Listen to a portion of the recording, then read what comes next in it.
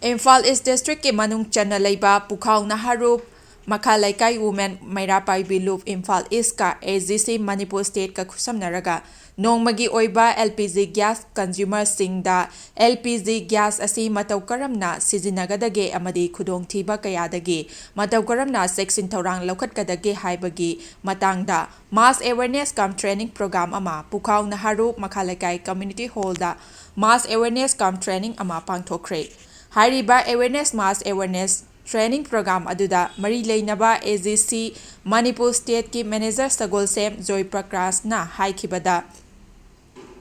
LPG gas haiba asi nupi oibisingi yamna maru oiba khangzin haijindaba yadaba amani maramdi imung amagi chak thongbada sijinnariba LPG gas asigi nungtigi sijinnariba amani hairiba gas asibu lamdam asigi nupi oibisingna matau karamna gas sijinnabadagi amadi khudong thiba kyadagi matau karamna ngakthokadage haiba asigi matangda tangai fadana khangdaba yadaba ama haibadu oiribani maru oina imung amagi miyoisingna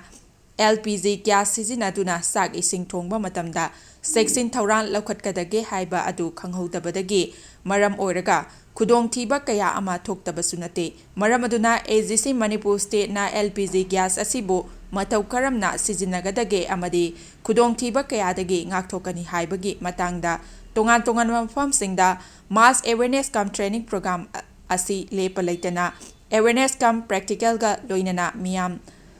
miyam da taktuna khanghanduna lakli Manipur Manung hanjinba chingkhong chingyada leiriba ireicha singi mafamda masigumba awareness